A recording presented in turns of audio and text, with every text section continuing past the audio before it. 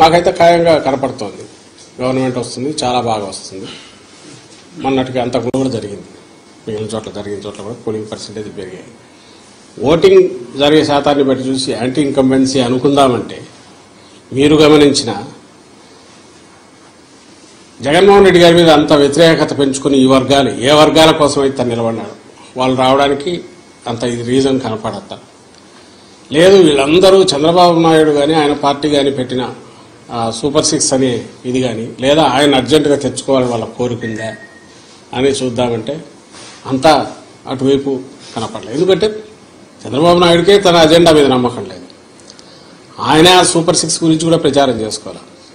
ఆయన ఎంతసేపు ఉన్నా జగన్మోహన్ రెడ్డి గారి మీద వ్యక్తిగతంగా దాడులో లేదా వివేకానంద రెడ్డి హత్యను ఇంకా గొడ్డలు అనడము, ఇంకోటి కుటుంబం దీన్ని వాళ్ళకి సంబంధించిన కుటుంబ సమస్యల గురించి తీసుకొచ్చి పెట్టడము, లేదు లాస్ట్లో ల్యాండ్ టైటిలింగ్ యాక్ట్ అని ఇంకోటి తీసుకొచ్చి ఒక అర్థం లేని ఇది దేన్నైతే వాళ్ళు ఆ రోజు సపోర్ట్ చేశారో దేన్నైతే ఈరోజు ఐ థింక్ నీతి ఆయోగ్ వాళ్ళ దాంట్లో కూడా ఉంది, దాన్ని ఒక ఇష్యూ కింద చేసి ఆయన ఇచ్చిన హామీలే గట్టిగా చెప్పుకోలేని వచ్చాడు. ఎందుకంటే ఆయనకే నమ్మకం లేదు. ఇంతకుముందు కూడా చెప్పాం, అది హామీలను అమలు చేస్తాడే నమ్మకం జనానికి లేదని, ప్రజలకు లేదని. అది ఆయనకు అవగాహన ఉంది కాబట్టి అది వదిలేసి కేవలం వైఎస్ఆర్ కాంగ్రెస్ పార్టీని లేదా వైఎస్ఆర్ కాంగ్రెస్ పార్టీ నాయకులను అందరికంటే ముఖ్యంగా జగన్మోహన్ రెడ్డి గారిని వ్యక్తిగతంగా దూషిస్తూ మొత్తం వాళ్ళ క్యాంపెయిన్ అంతా దాంట్లో నడిచింది.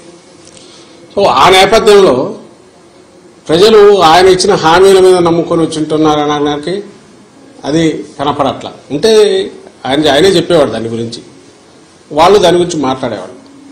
వేరే మా నాయకుడు ఆయన మొత్తం ఒకే థీమ్ మీద మీరు గమనిస్తే ఈ 5 ఏళ్ల పాటు తాను రాష్ట్ర అభివృద్ధికి సంక్షేమం ద్వారా లేదా మొత్తం డీసెంట్రలైజేషన్ ఆఫ్ పరిపాలన సుపరిపాలన అందించడం ద్వారా తాను ఏం చేశాడో ఇవే చెప్పాడు. ఇవి కంటిన్యూ కావాలా అనుకుంటే నన్ను దీవించండి అని అడిగాడు.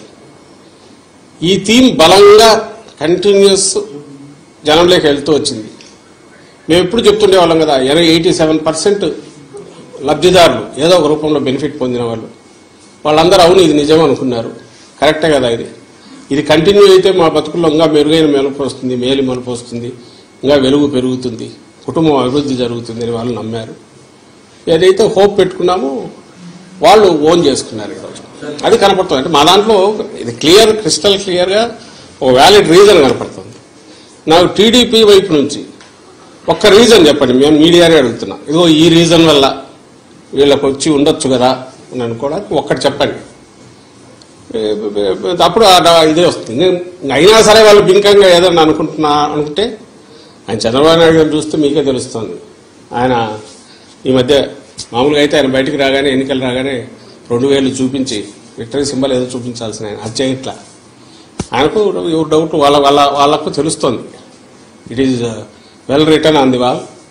రేపు June 4th దీంట్లో కౌంటింగ్లో రాబోతోంది. అది దానికి సరైన కారణం ఉంది.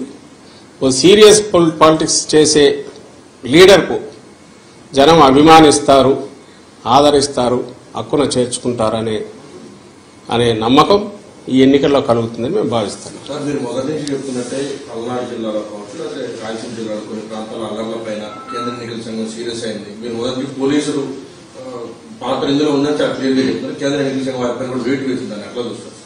సార్ దానికంటే ఇప్పుడు పురంధేశ్వరి గారు కూడా కొంతమంది అధికారులను మార్చమన్నారు. ఎక్కడైతే అధికారులు మార్చిన దగ్గర ఇటువంటి ఘటనలన్నీ కూడా దాన్ని ఎలా చూస్తారు?